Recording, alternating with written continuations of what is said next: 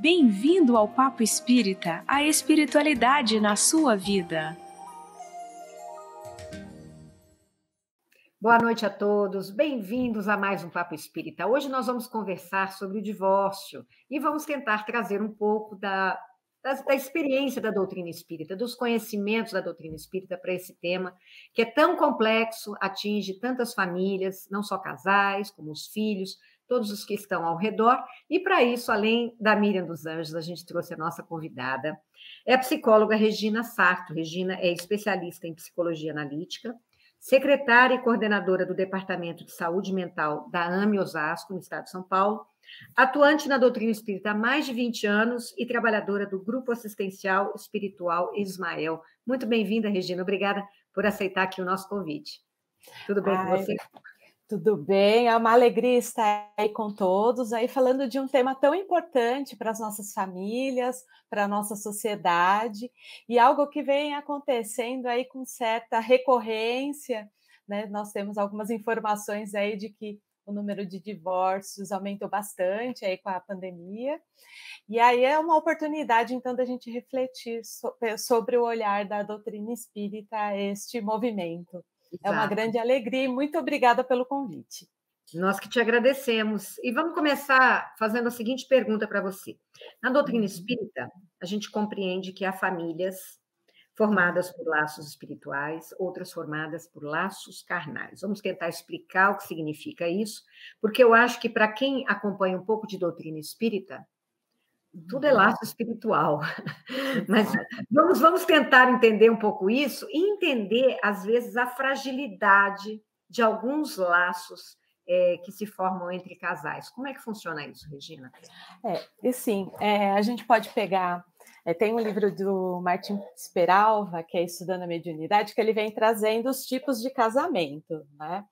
Então, assim, até para as pessoas entenderem sobre esses laços, então tem os casamentos que são acidentais, os matrimônios que são provacionais, tem os que são sacrificiais, tem os que são afins e os transcendentes. Então, se a gente for pensar aí dentro desse grupo todo, se a gente fosse falar de laços espirituais, talvez a gente estaria falando dos sacrificiais, dos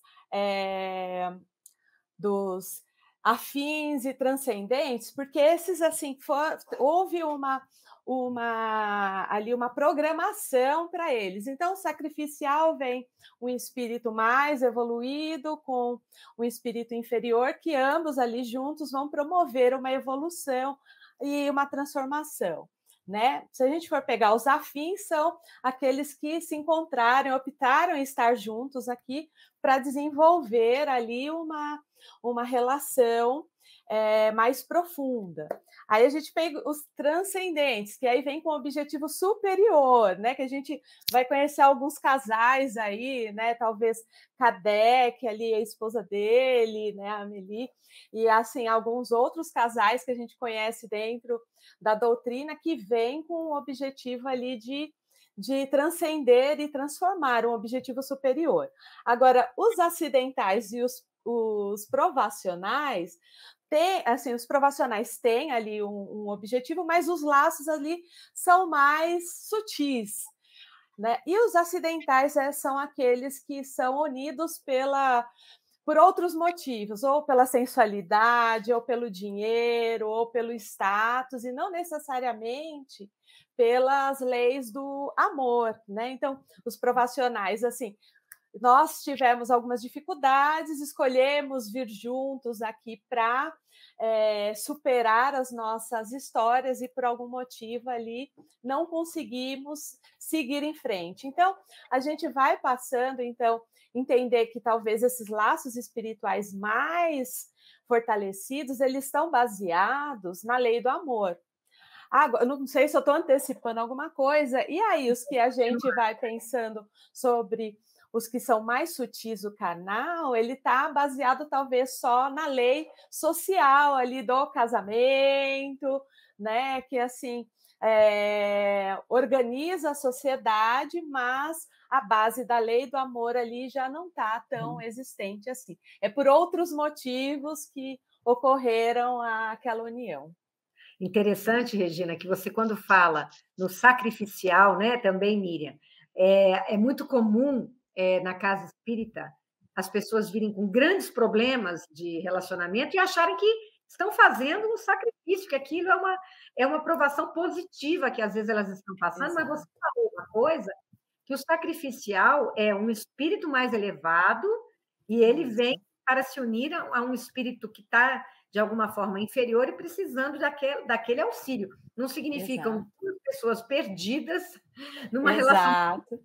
difícil, não é? Explica um pouquinho. Exato, exato, porque assim, se a gente for pensar num espírito mais evoluído, ele tem um propósito. Então, ele encontrou ele veio, né, ali dentro da programação dele,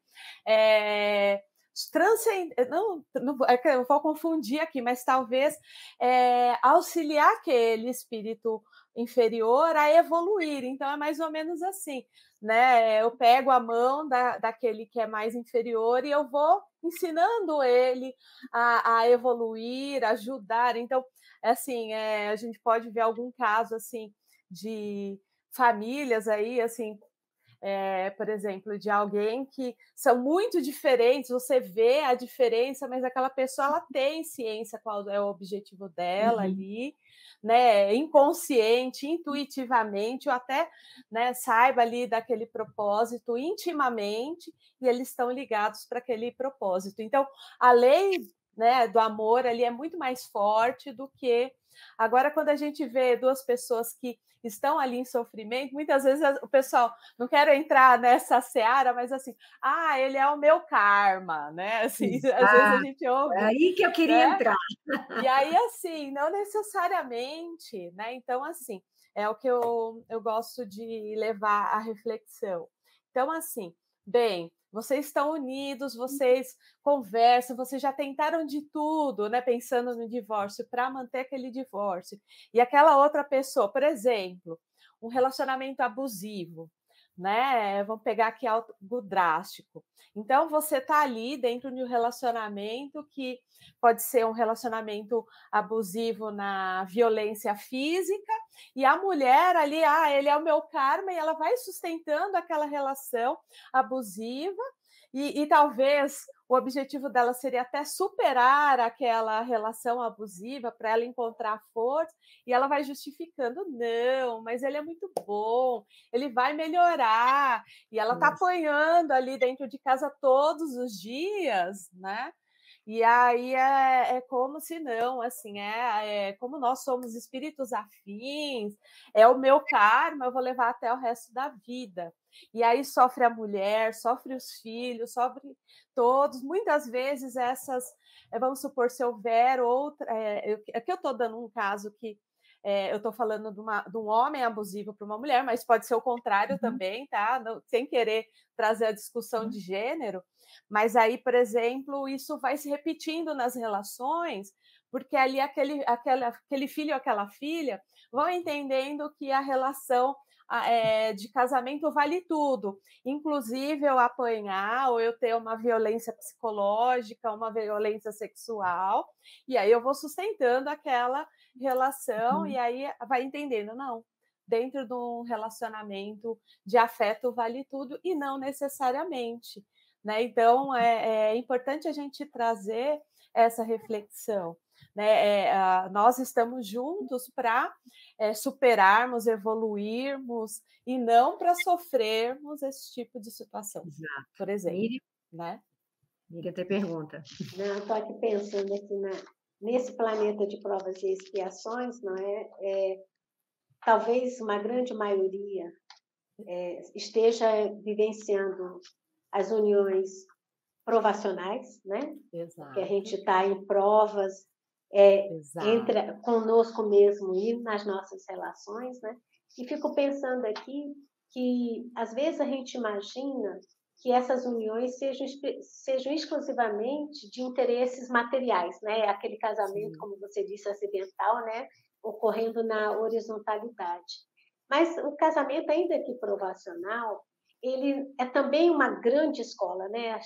Na doutrina, a gente costuma ver a família como sendo a nossa primeira grande escola.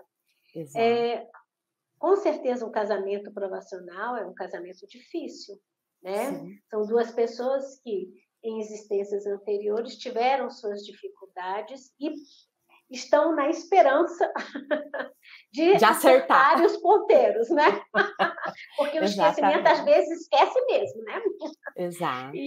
Então, eu penso, Regina e Ana Cristina, que para isso, essa escola exige também um pouco de nós uma série de desenvolvimento de virtudes, como paciência, tolerância, né? Exato. E o que é que faz com que, embora, né, a gente tenha no plano espiritual a esperança de acertar, né, com aquele parceiro, com aquela parceira, e o casamento não dá certo, vai por água abaixo, na sua experiência, né, profissional, quais são, não digo sinais, né, porque não sei se isso eu posso dizer, mas quais são as atitudes principais que fazem com que esses laços que já são frágeis, né, já são bastante machucados, tornem ainda mais compromisso para uma próxima encarnação e a gente não consiga, de fato, aquela parceria, né, aquela conciliação que estava sendo planejada.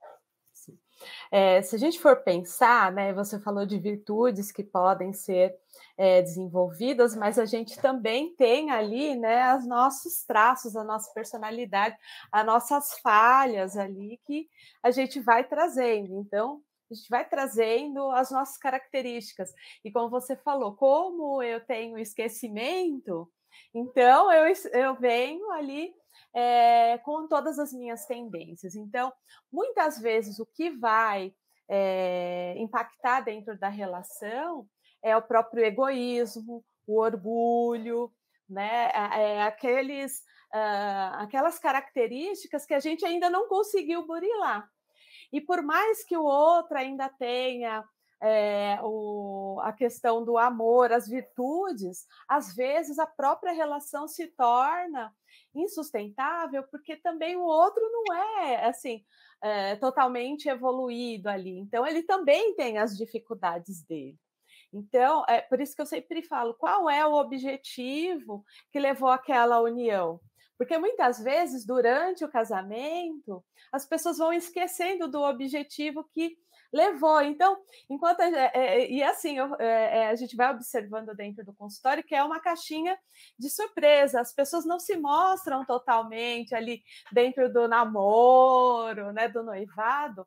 Poucas se mostram exatamente como são. Mas aí, quando estão na intimidade do lar, aí vai aparecendo determinadas coisas que você vai descobrindo, vai conhecendo aquele parceiro. E aí, como que você lida com tudo aquilo? Se eu for trazer as questões psicológicas, então aí é mais um estudo, mas a gente também tem, né, as nossas famílias, né, nosso pai, nossa mãe, os valores, as crenças que a gente traz, o outro também traz, e aí vem os conflitos, as projeções, as expectativas que cada um coloca no outro. Então, às vezes, assim, tipo, eu gostaria que a minha esposa fosse igual à minha mãe. Só que ela não vai ser porque ela é outra pessoa, né? Eu gostaria que o meu marido fosse igual ao meu pai. Não, aí você está querendo um pai, não quer o marido. Então, assim, você vê aqui brincando, mas é algo que acontece, a gente vai se deparando com várias questões. Mas uma talvez... falta de amadurecimento nosso também, né? Exato. Pessoal, para lidar com as situações que um casamento exige, né? Nós ainda não estamos maduros o suficiente para levar, às vezes, até o fim, um casamento com tantas provas, né? Tantas dificuldades. Exatamente. Às vezes a gente vem com um parceiro, às vezes a gente vê amigos nossos, ou às vezes celebridades que aparecem mais na mídia, né? Você vê casais que falam, meu Deus, como eles superaram tanta coisa e construíram uma vida de amizade, né, de companheirismo, de parceria por tanto tempo. Mas aí eu entendo que sejam casais que são afins. Então, eles já construíram dentro de si, e talvez numa própria relação anterior, toda essa bagagem que faz com que eles cheguem ali e a coisa dá certo, né? E funciona. Exato. E a gente não sabe a dinâmica, mas com certeza ali tem duas almas já mais preparadas. Exato. Enquanto que nós Ana, ainda estamos patinando, né, Miriam? Uhum. não, você falou, eu estou pensando aqui. E muitas vezes a gente entra na relação, chega ao casamento, com, sem qualquer disposição para mudança, sem qualquer disposição, né? para acolher as diferenças, né? O que você falou, né, Ana? E que Regina também estava dizendo. Exato. E acho que um ponto importante, né, é assim, o que eu venho percebendo muito dentro do setting terapêutico, né, é a falta de comunicação e de respeito. Então, assim, por exemplo, que aí são os valores, né? Então, respeito, definir crenças e valores daquele casal, e à medida que você definiu, os dois conseguirem levar aquilo a fim. Então, assim, olha, tem coisas que às vezes não são nem conversadas, por exemplo, eu vou falar de algo material, eu sei que a gente está falando voltado do olhar espírita, mas a gente precisa entender como que é a nossa sociedade, então, como que é o uso do dinheiro, quais são a criação dos filhos, eu como profissional, as minhas relações, as relações da outra pessoa, quais são os valores ali do casal. Então, quando eu falo de valores, então assim, olha, eu gostaria que, assim, por exemplo, você não falasse alto comigo na frente das outras pessoas ou não me chamasse atenção. Se fosse algo para ser acertado, a gente conversasse em particular. Tudo bem? Tudo bem. Aí, de repente, você está numa reunião de amigos, aí a pessoa está lá te criticando na frente das outras pessoas. Então, que aí a gente está falando da questão do respeito. Então, são uma série de coisinhas que, quando a gente está namorando, noivo, você não discute a respeito. Se vai ter filhos ou não. Às vezes, eu me deparo no setting de pessoas depois de um tempo que assim descobre que o parceiro não quer ter filhos. E aí a pessoa quer, e aí elas se casaram, tal, criaram tudo, e a pessoa nunca teve coragem de assumir para a parceira ou para o parceiro que não queria. E aí aquela pessoa tinha um sonho. Então, por exemplo, aqui eu estou dando um exemplo porque foram coisas que não houve uma comunicação daquilo, e eu acho que tem muito a ver com que a Ana trouxe, o amadurecimento daquelas pessoas diante do casamento, a importância daquela união, por que eu estou me unindo àquela pessoa, né? Então, são coisas que as pessoas não param para refletir. E quando a gente fala de amadurecimento, a gente não está falando de idade, porque amadurecimento não tem a ver com a idade cronológica, e sim com experiência, com aquilo que você se preenche, né, de informações, de autoconhecimento. E à medida que você vai lidando com tudo isso, você vai amadurecendo e vai lidando com o outro também de uma forma diferenciada. Né? Agora, bom, fala, Miriam, depois eu passo para um outro tópico. Pode ir. A Regina trouxe a questão da comunicação, né? Estava fazendo uma retrospectiva das gerações anteriores, né? Havia um padrão social estabelecido, né? De que a mulher deveria aguentar, as coisas do casal era do casal, né? Aquelas cheias de regras. Hoje em dia, com a internet, né? Com a liberação dos pensamentos, né? Com a facilidade maior da gente se expor, às vezes a gente não sabe lidar com isso, né? E aí eu me lembrei aqui que a gente ainda vê nessas novas gerações do tipo, mas ele não faz, mas eu não vou falar para ele. Ele sabe, como se as pessoas tivessem uma bolinha de cristal, né? Que eu gosto desse jeito, eu quero daquele jeito, né? Então me lembrei da inexistência de uma bolinha de cristal que o outro tenha para se comunicar, né? Era isso só, Ana. Eu brinco, brinco é modo de dizer, mas no setting eu atendo alguns adolescentes, e aí normalmente quem traz de relacionamento são as meninas, né? Não estou querendo trazer uma questão de gênero, mas é a realidade. E elas vêm trazer, assim, é lógico que os adultos também têm isso, né? Ai, mas poxa, eu esperei que ele me levasse flores. Aí às vezes eu brinco com elas, eu falo assim, gente, Príncipe Encantado só tem Hollywood, né? Aqui é realidade. Então, se você não falar para ele aquilo que te incomoda, ele não vai saber que te incomoda. Se você não explicar para ele o que você gosta, e a mesma coisa quando né, o marido, o rapaz, eu falo, você já falou para ela que te incomoda isso? Não, eu nunca falei. Às vezes, até uma questão cultural, alguns homens têm muita dificuldade de expressar os incômodos, né? Exatamente, assim, o homem não pode expressar, assim, desde os primórdios, não pode chorar, não pode expressar os sentimentos, e aí eles não falam, eles ficam lá no sofrimento. Eu falo, mas você já explicou para sua esposa que isso te incomoda, que você é diferente, que você gosta de uma outra forma? E da mesma forma a mulher, você já explicou para o seu marido que isso te incomoda?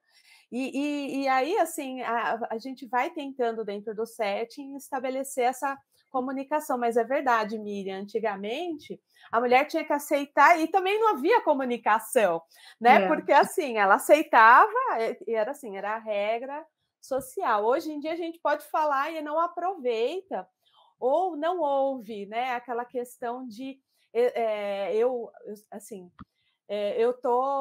não tô, assim, eu não escuto. Então, assim, a pessoa falou, olha, isso me incomoda e isso é importante. Aí o outro que está lá, tá bom, mas não faz nada. Aí, tá bom. E aí não vai, e não muda, e não muda, e não muda, e não muda. Aí vai passando anos. Aí a pessoa começa a se questionar, até quando eu vou...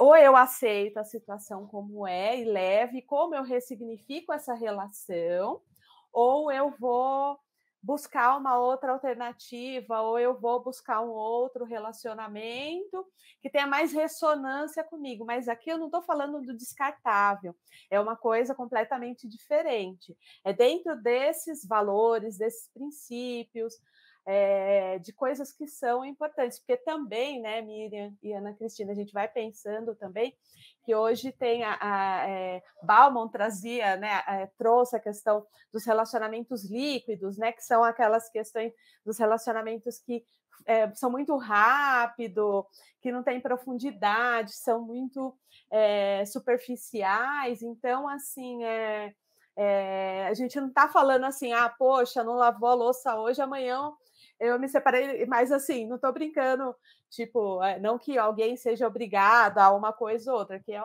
olha, ela não é organizada como eu, então já vou me separar dela amanhã. Não, depois de várias tentativas de conversa, de ver que aquilo, assim, realmente não flui, não tá tendo ressonância, qual é o caminho que eu dou para essa situação, né? Então, aí que eu quero entrar, Regina, na questão do divórcio em si, né? Digamos que não deu nada certo. Tentamos, fizemos várias tentativas, enfim. Pode ser um divórcio a partir de uma relação que se esgotou, porque ambos fizeram um esforço e não deu certo. Pode ser porque o laço era muito frágil. E as pessoas, o casal ainda muito imaturo, e aquilo, existem pessoas que passam de uma relação para outra e não refletem, né, sobre os danos que aquilo causa. E vamos trabalhar isso de uma forma espírita. Como que a gente vai lidar com esse momento? Talvez a pessoa esteja passando por um divórcio porque ela não se comprometeu. E ela vai ter que trabalhar isso, às vezes, em muitas outras relações, não sabe. Mas, às vezes, a pessoa se comprometeu, ambos se comprometeram, mas aquilo não deu certo. E a pessoa, né, o casal tem filhos. Evangelicamente, como que a gente deve lidar com essa situação? Por exemplo, eu acho que deixar uma relação ser levada de uma forma que entre uma terceira pessoa e prejudique aquilo, né, e cause muitos danos, eu acho que que essa situação é muito traumatizante e pouco evangélica. Fala um pouco sobre isso. Então, assim, à medida que as pessoas estão percebendo, como você trouxe, né, na questão de se esgotou, tentou de várias formas e chegou ao fim, fraternalmente, se a gente fosse pensar aqui, né, pensando ali, até a gente pode pensar a questão do próprio Evangelho segundo o Espiritismo, que traz, né, o divórcio é um processo ali da própria sociedade que está findando algo que já não existia mais, que é o que você está falando, já não existe mais uma relação.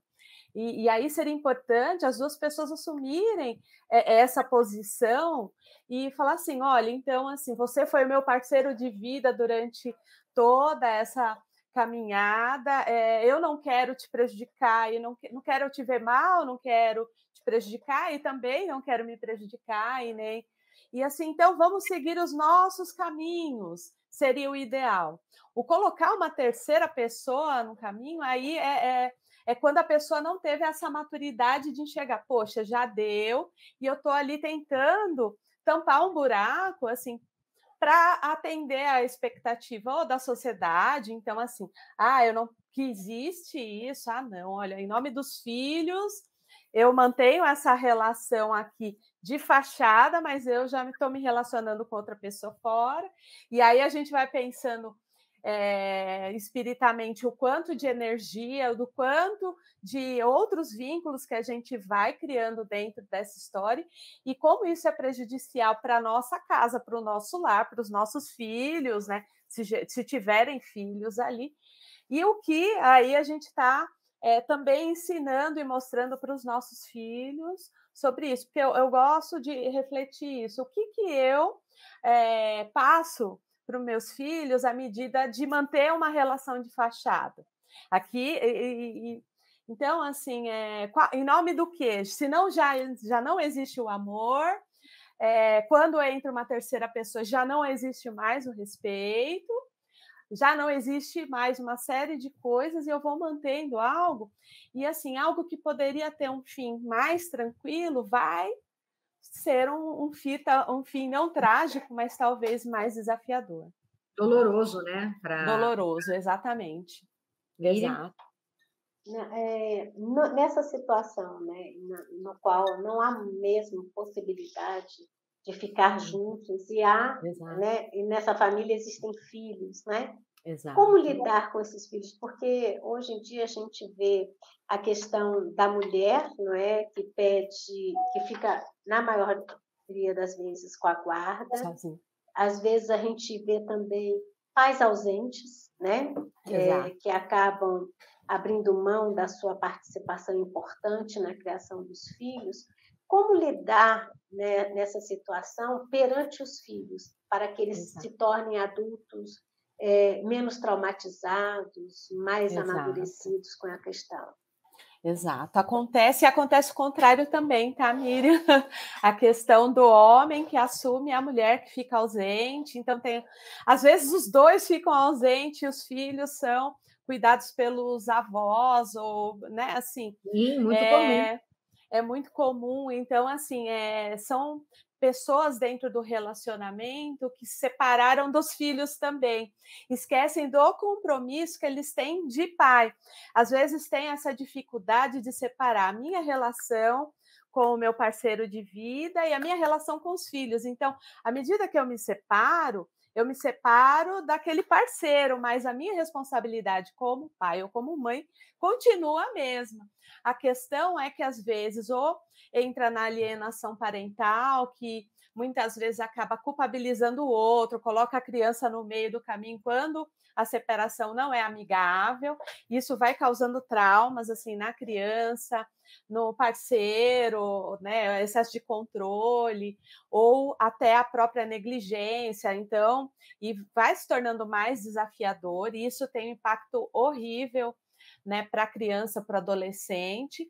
Agora, quando a pessoa é ausente, né, aquele que está responsável pelo cuidado, por mais desafiador que seja, se ele puder privar aquela criança no sentido de não levar o julgamento do outro que saiu, melhor, no sentido de não trazer esse peso da relação para aquela criança e adolescente. Às vezes eu tenho mães aqui, eu sei que a gente tem uma visão mais espírita, mas fica difícil de não falar da parte psicológica. E fala assim, Regina, eu estou desesperada porque assim, a minha filha, ela não quer conversar com o pai porque o pai não fica com ela, quem fica às vezes é a atual namorada, e ela não quer ir, ela quer ficar com o pai. Eu falei, então, esse pai está assumindo a responsabilidade de não assumir, né, o cuidado daquela criança, e você vai fazer o seu melhor dentro do papel de mãe, e o que você pode não reclamar seu pai é assim mesmo, para não levar um peso para essa relação filho e pai ali. Eu estou pegando um exemplo de um caso, né, que acontece no consultório. E aí ela vai fortalecer aquela criança para que ela seja, olha, o seu pai tem essa questão. Nesse caso, a adolescente estava passando comigo, então, assim, eu estava fazendo um trabalho de fortalecimento dessa jovem em relação ao mundo, e a mãe também ali junto comigo. E aí um dia ela vai entendendo dessa relação com esse pai, explicando que nem todas as relações são assim. Então, nesse sentido, o quanto que a gente precisa preservar a criança do conflito entre os adultos. Ficou claro isso? Porque se eles entrarem no conflito aí, às vezes eles são muito jovens, eles só vão entender isso quando eles forem adultos. Sim. Eu conheço quem trabalha no judiciário com essa questão de família, né? E os processos judiciais são terríveis. Exato. É uma coisa assim, só de você ler, você já imagina qual é o clima dentro daquela família, como é que aquelas crianças estão vivenciando isso, porque são pais que estão atacando uns aos outros, estão brigando por questões materiais, a maioria das vezes, e também usando a criança como moeda de troca também. Se você não me dá isso, então eu vou pedir a guarda dessa criança, você está pedindo muito de pensão, é uma confusão, né? E a gente fala, meu Deus, como que essas pessoas estão vivendo, porque vira um campo de batalha aquilo, né? Com grandes prejuízos. Trazendo doutrina espírita, né? Evangelização para esses lares, eu imagino como a gente pacificaria todo mundo, porque essas crianças vão crescendo e se elas não têm depois um acompanhamento, né, ou uma própria evangelização delas, um trabalho interno, elas vão replicar isso sem questionar modelos, às vezes, que elas viveram achando que é normal. E isso vai trazendo muita violência, né, nas relações. Exato. É por aí? É importante, porque assim, vamos lá, mesmo que houve, né, o rompimento da relação, e que, assim, vamos pensar, se fosse fraternalmente, aqui, a hipótese de um término fraternal, então a lei do amor ali, ensinada por Jesus, que a gente traz ali, da caridade, da fraternidade, do respeito, ali da parceria, o ideal seria os pais estarem definindo juntos ali, amadurecidamente, qual é o olhar para aquela criança, o que eles vão para o futuro, o que eles pensam sobre o futuro da criação, buscando ali, dentro das suas especificidades, trazer o mesmo tipo de educação para eles, para não ter tanta diferença, haveria um cuidado daquela criança nesse sentido. À medida que... E aí, assim, se você me perguntar qual seria o ideal? A preservação da criança nesse processo, mesmo que tenha dificuldade entre os adultos, né?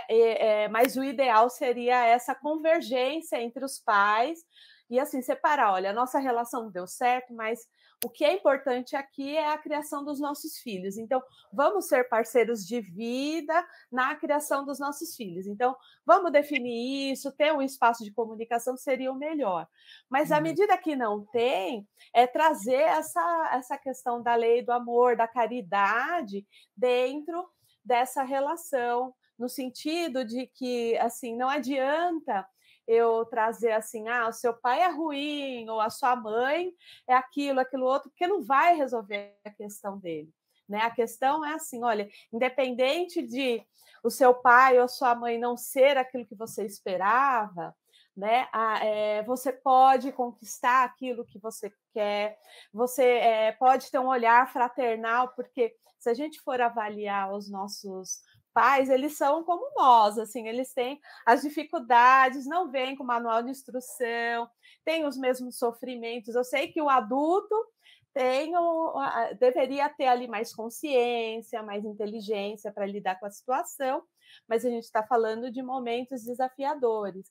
Mas não adianta eu criminalizar o outro. Então, se eu puder trazer o evangelho no lar, ver o sofrimento daquela criança, acolher, né? Então, assim, a mãe está ali cuidando, ou o pai está cuidando, vou acolher essa criança, eu sei que você está triste, porque seu pai não veio aqui hoje, né? Ele deve ter as questões dele, mas, eu estou aqui naquilo que você precisar, né? Então, o que a gente vai fazer juntos aqui? Eu sei que acaba sobrecarregando um ou outro, mas a responsabilidade daquele que não faz, ele vai assumir, e ali, espiritualmente falando, ele vai ter que assumir, socialmente falando, ele vai ter que assumir a responsabilidade dele, porque isso vai impactar em algum momento, né? Em algum momento vai vir o peso, às vezes até daquele filho não querer, ter o direito de não querer uma relação com aquele pai, vai constituir família, às vezes não vai conhecer neto, porque isso acontece, né? Mas, assim, é lógico que a gente vai tentar aí levar a lei do amor, ali da caridade, da fraternidade, independente do tipo de relação ali que esteja acontecendo, a não ser que esse pai seja violento, que esse pai seja como a Ana Cristina falou, esteja fazendo barganha, aí a gente tem que preservar essa criança. E aí os meios judiciais, às vezes, entram ali para preservação. Né? Miriam, você ia falar? Rapidinho, já daqui a pouco da nossa hora, né? Passou tão rápido. Exato. O assunto é bom, né? Bom. Ficaria horas. A gente levaria muitos papos espíritas. Exatamente. É bom falar sobre isso. Não que o divórcio seja bom, não é isso que eu estou falando, né? Mas assim, mas é o assunto que leva uma reflexão bem profunda. Né? Enquanto você falava da melhor maneira de lidar com a criança, né? Eu fiquei pensando como o adulto deve lidar com ele, porque na doutrina nós vamos entendendo que tudo é a maneira como a gente lida com as nossas situações, em especial esses desafios. E a maneira como a gente lida está muito relacionada ao nível de conhecimento que eu tenho sobre mim mesmo. Porque quando você falou, seu pai não é assim, sua mãe não é daquele jeito, a gente tem que renunciar a um ego ferido, né? Há um sentimento, às vezes, de mágoa, de ressentimento, de culpa, porque acha que poderia ter feito alguma coisa extra, né? Antes da gente encerrar, qual é agora, qual é a melhor postura, com o olhar, né, como diz a Ana Cristina, evangélico, para o adulto, né, para o parceiro que está se separando, para que ele lide de uma forma mais leve, se eu posso dizer que possa ser leve, mas pelo menos de uma forma em que ele consiga aplicar os seus conhecimentos doutrinários. Exato. Eu entendo, assim, né? Primeiro, né, se a gente for ver dentro da própria doutrina espírita, existe a questão do livre-arbítrio. A gente não pode obrigar ninguém a ficar com ninguém, então todos são livres. E todos são responsáveis pelas escolhas que faz. Então, já tem ali essa dinâmica. Mas talvez entender, né? É difícil falar do evangélico e psicológico, que eles acabam, né? Jesus já é o maior psicólogo que já existiu, né? Mas é assim a questão de que a pessoa não está fazendo isso porque você não é uma pessoa boa ou porque você não atendeu. Assim, a questão é que você é diferente daquilo que a outra pessoa esperava. Mas não é que você é mal, que você é uma pessoa ruim. Não! É que, assim, o que é importante para um, às vezes, não é importante para o outro. Né? Que é isso que você está falando, né, Miriam? todos nós estamos em níveis de amadurecimento psíquico ou de autoconhecimento diferenciado. Mas que, assim, é por uma necessidade daquela outra pessoa, porque ela está buscando uma outra coisa diferente, mas o diferente não quer dizer que você é ruim, que é mal, que você não atendeu, não, são coisas diferentes.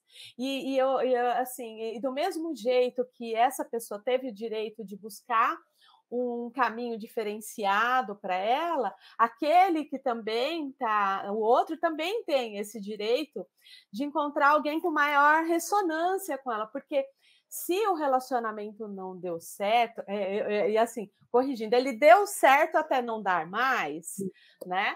É porque houveram diferenças que não foram capazes de superar aquela situação e manter a relação por mais tempo. Então, se existem diferenças, então você tem o direito de encontrar alguém mais parecido ou com mais ressonância com você, e o outro também. Então, todos merecem ser felizes dentro mesmo no mundo de provas e expiações, né? Dentro das relações que têm mais ressonância com ela.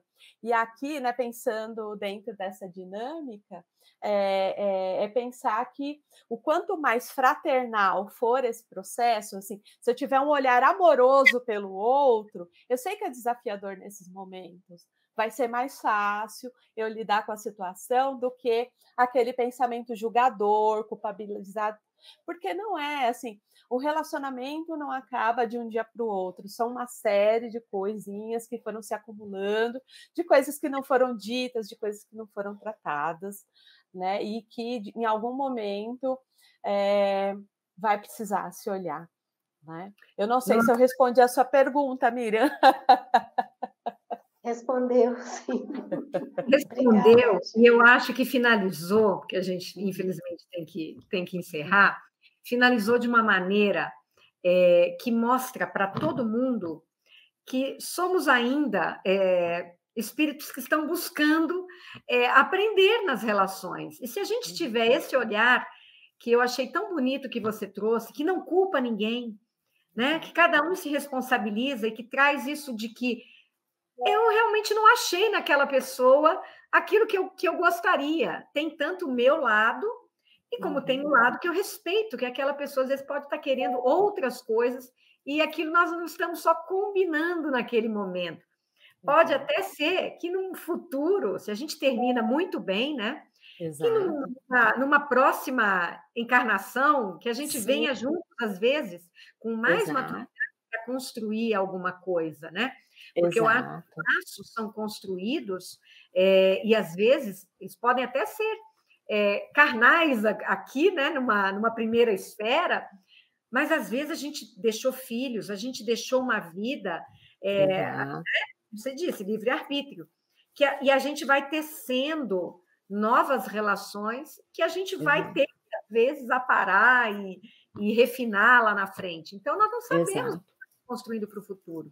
O que isso possa ser hoje da melhor forma que a gente conseguir, né? Fraterna, todas as provas que a gente tem, porque ainda somos ainda muito imperfeitos, carregamos ainda muitos complexos, muitas situações mal que vamos ter que trabalhar, e é assim nas relações, né? Regina, eu achei fantástica, né, Miriam?